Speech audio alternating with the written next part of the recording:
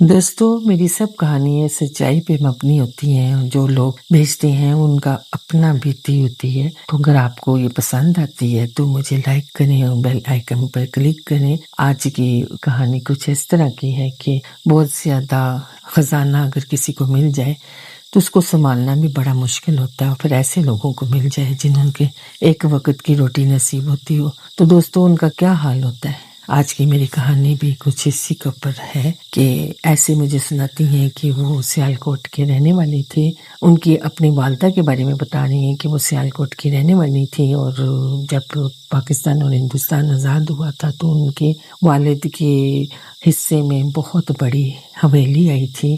क्योंकि सियालकोट का वो शहर डिपू वाली गली बहुत मशहूर है, उसकी एक गली छोड़कर वो उनका एक घर था बहुत बड़ा, आगे दुकानें थी और पीछे बहुत बड़ा घर था। और मेरी वालदा के 8 बहन भाई थे तो वालदा उनकी फौत हो गई हुई थी तो मेरी वालदा जो है घर में सबसे पहले नंबर पर थी। तो आहिस्ता आहिस्ता उन सबकी शादी भी हो गई और फिर मेरी वालदा की शादी हो गई, वो लाहौर आ गई और उनके वहाँ पर उस हवेली में सिर्फ मेरे नाना अबू रह गए जो कि वहाँ पर अकेले रहते थे और एक मुलाजिम रखा हुआ था। तो कुछ अरसे बाद वो मुलाजिम कहीं बाहर के मुल्क में चला गया तो वो उन्हें छोड़ गया। और अब ये सिलसिला था कि मेरे नाना अबू बीमार होते थे या कुछ वो हवेली नहीं छोड़ते थे तो मेरे वालिद और मेरी वालदा जाते थे और उन्हें ले आते थे और महीना महीना अपने पास रखते थे। जब वो ठीक हो जाते थे दोबारा वो तकाजा करते थे कि मैंने घर जाना है। मेरी वालदा तो गुस्सा होती थी, कहती थी कि वहाँ आप अकेले इतने बड़े हवेली में क्या करेंगे, तो आप इधर ही रहे। लेकिन मेरे वालिद कहते थे कि नहीं, अगर बुजुर्ग जो होते हैं वो अपनी जगह नहीं छोड़ते, उन्हें आदत पड़ी होती है। तो मेरे वालिद उन्हें छोड़ आते थे। मेरी वालदा ने अपनी दोनों भाइयों को बाहर के मुल्क में फ़ोन किया और उन्हें बताया कि ऐसे कि वालिद मेरे पास नहीं रहते और दौड़ दौड़ के उस घर में जाते हैं। तो पहले तो उन्होंने सोचा कि घर को बेच देते हैं लेकिन उनके वालिद नहीं माने। तो उन्होंने कहा कि मेरी माँ को कहा कि आप ऐसा करें कि उन्हें उधर कोई ऐसा छोटी फैमिली रख दे जो कि ज़्यादा उनकी औलाद ना हो तो वो उनकी देखभाल कर लेंगी, तो वो वहाँ रह जाएंगे तो आप हफ्ते के हफ्ते वहाँ चक्कर लगा के उन्हें देखाया करें। मेरी वालदा ने ऐसे किया, वहाँ से इधर उधर पता किया और कई गांव के लोग थे, छोटे से थे, फैमिली थी, एक बेटी थी और 2 मियाँ बीवी थे। तो उन्होंने उन्हें मेरे वालिद के पास रख दी। वो उनकी खिदमत भी करते थे और घर की देखभाल भी करते थे, उन्हें संभालते भी थे। जब बहुत ज़्यादा बीमार हो जाते थे तो मेरी वालदा को फ़ोन करके बताते थे तो मेरी माँ आती थी, मेरे बाप और मेरी माँ आ जाती थी और उन्हें ले आती थी और हम इसी तरह उनका इलाज कराते। तो 2-3 महीने वो हमारे पास रहते। जब ठीक होते फ़ौरन कहते कि मैंने अपने घर जाना, मुझे घर छोड़। फिर मेरी अम्मी और अब्बू जाते और उन्हें जाके हम भी उनके साथ जाते, उस हवेली में रहते। और वो अक्सर हमें बताया करते थे कि इस हवेली में रात को छोटे छोटे बच्चों के खेलने की आवाज़ आती है। वो एक कमरे से दूसरे कमरे में जाते हैं और फिर वो सीढ़ियों से हम कभी ऊपर जाते हैं तो बहुत भारी भरकम आदमी होता है, वो नीचे उतर रहा होता है। तो इतना उसकी दाढ़ी है, तो वो मोटा सा आदमी है, तो वो अक्सर हमें भारी आवाज़ में कहता है रास्ता दो, मेरे रास्ते में मत आया करो। और हम डर जाते हैं। वो अक्सर शिकायत करते तो मेरे नाना अब्बू कहते थे ये झूठ बोलते हैं, अपने से कहानियाँ बनाते हैं। मेरी वालदा भी कहती थी हम भी उधर ही पैदा हुए थे, सारे बहन भाई छोटे छोटे वहाँ पर बड़े हुए थे तो हमें तो कुछ भी ऐसा महसूस नहीं हुआ, लेकिन वो शिकायत अक्सर करते थे। बहरहाल कुछ अरसा गुजरा तो मेरे नाना अब्बू शदीद बीमार हो गए। मेरी माँ और मेरे बाप गए और उन्हें लाहौर ले आए और काफ़ी उनके इलाज कराए, तमातरी की, लेकिन वो क्योंकि 90 साल की उम्र में थे वो फौत हो गए। मामू आए, आके उनके वफात शफात उन्हें दफन किया। तो इसी घर का जिक्र हुआ तो उन्होंने कहा कि घर जो है ना, अभी तो हम कुछ नहीं कर सकते, हम दोबारा आएंगे तो कुछ सोचेंगे, वैसे भी 8 जनों का उसमें हिस्सा है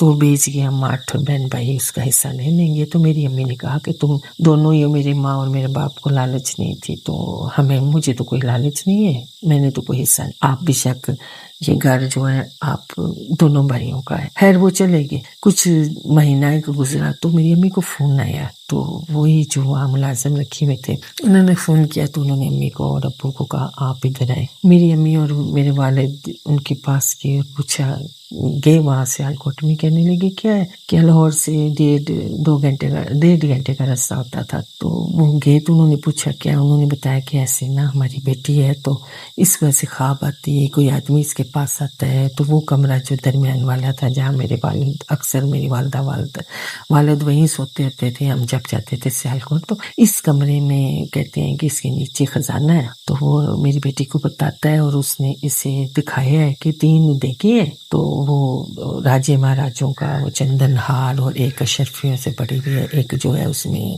سونے کی اینٹیں اور اس کی چاندی کی اینٹیں ہیں، خاصا خزانہ ہے. میری بیٹی کو دکھاتا ہے اور روز اس کو دکھاتا ہے اور اسے لے جاتا ہے، اور جب صبح اٹھتی ہے تو اس کے پاؤں خاصا سوجے ہوتے ہیں. تو وہ مختلف جگہوں کی باتیں بتاتی ہے کہ مجھے وہاں لے کے گئے. وہاں انہوں نے کہا کہ آپ انہیں نہ بتانا، وہ ڈر جائیں گی. تو میری امی پھر میرے ابو کو لے کر سیالکوٹ گئی اور انہوں نے جا کے انہیں بتایا کہ ہاں آپ کی بچی صحیح کہہ رہی ہے، خزانہ ہے لیکن آپ نے ہاتھ نہیں لگانا، تو وہ خود ہی خزانہ باہر آ جائے گا. تو ڈرنے والی کوئی بات نہیں ہے، کوئی اللہ تعالیٰ کی مہربانی ہے، وہ دے رہا ہے. تو وہ دونوں لالچ میں آ گئے کیونکہ غریب لوگ تھے. انہوں نے کہا ٹھیک ہے جی. انہوں نے امی اور ابو کو سیٹسفائی کر دیا اور میرے والدین واپس آ گئے. انہوں نے اپنے رشتہ داروں میں سے 2 بھائی بلا کے انہوں نے اس کمرے کی کھدائی کرنی شروع کر دی اور خاصا نیچے تک انہوں نے کھود دیا، لیکن انہیں وہاں پر کچھ نظر نہ آیا. جب خاصا کھود دیا تو انہوں نے کہا کہ ایسے یہ بیٹی آپ کی جھوٹ بولتی ہے، بہانے بناتی ہے، کوئی خزانہ نہیں ہے اور یہ جرم ہے، آپ نے ان کے گھر میں رہتے ہوئے ان کا گھر کا کمرہ کھودتی ہے تو اب کیا ہوگا. کہنے لگی نہیں وہ بڑے نیک دل ہیں، ہم انہیں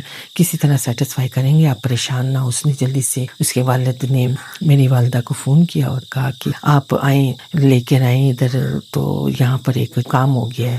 تو میری امی اور ابو دونوں گئے. انہوں نے کہا کیا کام ہو گیا ہے.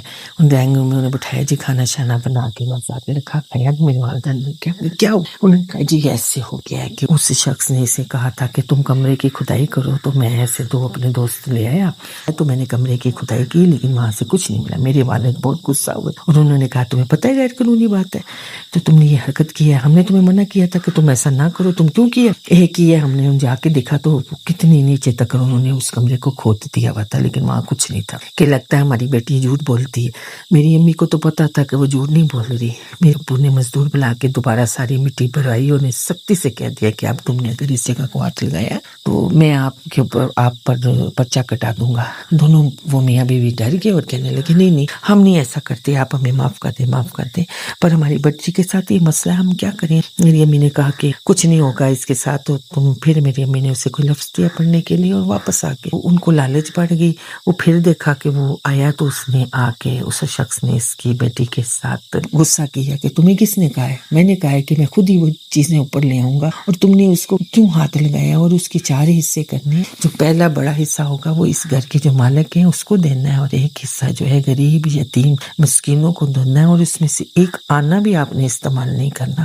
اور تیسرے حصے کا چوتھا حصہ اتنا ہی تمہارے والدین سار سکیں گے وہ ان کو دینا ہے. تو اس میں سے بھی آدھا حصہ جو ہے وہ جو آپ کے غریب رشتہ دار ہوں گے آپ اس میں اس کو بانٹ دینا. شخص نے اس لڑکی کو کہا اور تم ادھر ہاتھ مت ہلاؤ. ان کو لالچ ہوگی. انہوں نے اپنے دونوں بھائیوں کو بلایا اور اس بچی کے منہ سے یہ بات کلوائی. وہ اسے لے کے وہاں کے سیالکوٹ کے کالے علم والے کے پاس لے گیا اور اپنے بچی کو بھی ساتھ لے گیا. اور جب اس نے اس کی بچی کو دیکھا تو اس نے اس کے قدموں پہ سجدہ کر دیا. کہنے لگا اس کے اوپر تو شیش ناک کا سایہ ہے، وہ اس پر عاشق ہے اور وہ آپ کی بیٹی کو چھوڑے گا نہیں، ساتھ لے جائے گا اور تم دونوں کو مار دے گا اور اس کو ساتھ لے جائے گا. اس کی ماں اور باپ بھی رونے لگے کہ ہم اب کیا کریں. انہوں نے کہا ایک ہی حل ہے، تم جیسا میں کہوں گا ویسا کرو. تم نے کیوں دینا ہے؟ اتنا ہی وہاں پر دولت ہے، بہت زیادہ دولت ہے. آدھی تم لوگ بانٹ لینا، آدھی میں رکھ لوں گا اور محنت میں کروں گا. وہ اس نے گڑھ لیے اپنا پڑھ کے عمل کر کے اس کے ہاتھ میں اس کے پاؤں میں تعویذ باندھا اور اس کی ماں اور باپ کو بھی تعویذ دیا. کہنے لگا مجھے اس گھر لے جاؤ. وہ جب گھر لے کے گیا اس نے گھر کی اس کمرے کی زمین پہ بھی سجدہ کیا. اس نے کہا وہ خود ہی ساری دیگیں لے کے باہر آ جائے گا. اور میں چونکہ اس نے 4 کونوں میں کیل ٹھوس دیے. کہنے لگا تمہاری بچی کہاں سوتی ہے؟ اس نے کہا اس 4 پہ سوتی ہے. اس نے 4 پہ بھی کیل لگائی اور کہنے لگا یاد رکھنا وہ تمہاری بیٹی کو کبھی نہیں چھوڑے گا، وہ اس پہ عاشق ہے اور اس کے ساتھ بہت سارے غلط کام کرتا ہے، وہ اسے ساتھ لے جائے گا، وہ بیوی بنا لے گا اپنی. اس کو اس نے بیوی بنا لیا ہوا اور تم اگر میری بات پہ عمل کرو گے تو وہ تمہارا بال بھی بینگا نہیں کر سکتا. اس کے والدین تو بہت سخت ڈر گئے تو انہوں نے کیا کیا کہ اپنے اس کی بات مانی اور یہ کر دیا۔ جیسے ہی رات ہوئی تو وہ سانپ آیا اور بڑے غصے میں پھنکارتا ہوا آیا، اور اس کی پھنکار کی وجہ سے اس کی ماں بھی باپ بھی اٹھ گیا۔ انہوں نے دیکھا تو وہ شخص سامنے کھڑا تھا، کہنے لگا تم نے بہت بڑی غلطی کی، میں خود ہی سب کچھ تمہیں دے دیتا۔ اس نے اس کی بچی کو کہا میں نے تمہیں منع کیا تھا، تمہارے ساتھ اتنا کچھ ہو جاتا تھا تو میں تمہیں ایک پھونک سے میری ٹھیک ہو جاتی تھی، تو میں نے بھی سب تو پتہ میں کون ہوں، پتہ میں کون ہوں۔ کہنے لگی نہیں، وہ اپنے اصل روپ میں آ گیا۔ جیسے وہ اصل روپ میں آیا تو وہ تو بے ہوش ہوگی، چارپائی پہ گری۔ اس کے ماں باپ ڈر کے کونے پہ بیٹھے، کہنے کا وہ کون ہے، بڑا بنتا ہے کالے جادو والا سپیرا بنتا ہے، میں اسے بھی جا کے مزہ چکھاتا ہوں۔ وہ اس کے پاس گیا، اسے ویسے بھی ان تویزوں کی وجہ سے کھینچ آ رہی تھی، وہ گیا اور اس نے جا کے اس کو ماتھے کے اوپر ڈس دیا اور اسے مار کے پھر کہنے لگا میں تمہیں بھی ڈس دوں گا، تویز اترنے کی دیر ہے، میں تمہیں بتاؤں گا مزہ۔ وہ جب دن جیسے گزرا تو اس نے فون کیا، میری امی نے کہا کہ ہم نے نہیں آنا، تمہارے تو روز کے ڈرامے ہیں، بتایا تم مت لو۔ میں کہ نہیں کوئی اور مسئلہ ہو گیا، آپ پلیز آئے۔ پھر میرے والدین گئے تو انہوں نے بیٹھ کے ساری بات سنائی۔ میری والدہ بھی چپ کر کے ان کا منہ دیکھنے لگی، والد بھی نے کہا کہ ہم نے آپ کو منع کیا تھا تو آپ نے کیوں ایسی حرکت کی؟ بس ہمیں لالچ آ گئی تھی، وہ میری ماں کے پیروں پہ سر رکھی، ہمیں معاف کر دو، ہمیں معاف کر، میرے کوئی دولت نہیں چاہیے، ہم نے اپنی بچی عزیز ہے، ہم لے جائیں گے۔ وہ سانپ ہے اور اتنا بڑا سانپ ہے، اس کمرہ پورا بھر گیا تھا، وہ اتنا بڑا تھا ہے، ہمیں معاف کر دو، ہمیں معاف کر دو۔ میری والدہ نے کہنے لگی کہ اچھا یہ ہم آپ چابی لے لو، ہم یہاں اس گھر میں نہیں رہیں گے، ہم جا رہے ہیں۔ تو میری والدہ نے کہا تو ایسے تو جان نہیں چھوٹے گی، جاؤ کسی بڑے پیر سے اپنا کوئی بندوبست کروا لو۔ تو یہ تویز جو ہے اپنی جان سے بھی زیادہ عزیز سمجھ کے اس کو پاؤں میں باندھ کے رکھنا، اسے چھوڑنا، تو آپ کی جان چھوٹ جائے گی۔ تو اس طرح دوستوں لالچ کی سزا ملی اور وہ خزانہ بھی ان کے ہاتھ میں نہیں آیا، اور وہ جہاں سے وہ لے کر آیا تو وہیں سے خزانہ نامعلوم جگہ پر چلا گیا۔ میری والدہ جب گھر واپس آئیں تو انہوں نے اپنے مرشد سے یہ ساری بات کہی۔ انہوں نے کہا کہ ہاں وہ انہیں چھوڑے گا نہیں، تو وہ ان کا پیچھا کرتا رہے گا، لیکن وہ کسی کو اب خزانہ نہیں دے گا۔ تو انہوں نے لالچ کی، جس کی وجہ سے وہ یہ خزانہ لے کے وہاں سے چلا گیا ہے۔ تو لالچ بہت بری بلا ہوتی ہے دوستوں۔ تو وہ جب تک جیے ہوں گے، اب کافی عرصہ پرانی بات ہو گئی ہے، تو وہ جب تک جیے ہوں گے وہ موت کے خوف سے زندہ رہے ہوں گے۔ لیکن کیونکہ میرے مرشد نے کہا تھا، میری امی کے مرشد نے کہا تھا کہ وہ انہیں چھوڑے گا نہیں، وہ تو سانپ ہے، وہ کسی بھی جگہ سے نکل آتا ہے، اور جب تک اگر ان کے پاس وہ تمیز یا گڑ رہے گا اور وہ اسی تکلیف میں زندگی گزارتے رہیں گے۔ ایسی دولت کا کیا فائدہ ہے دوستوں، جو کہ لالچ آڑے آ جائے اور وہ کسی کے ہاتھ بھی نہ لگے۔ تو اگر آپ کو میری کہانی پسند آئی ہے تو آپ اس بیل آئیکن پر کلک کریں۔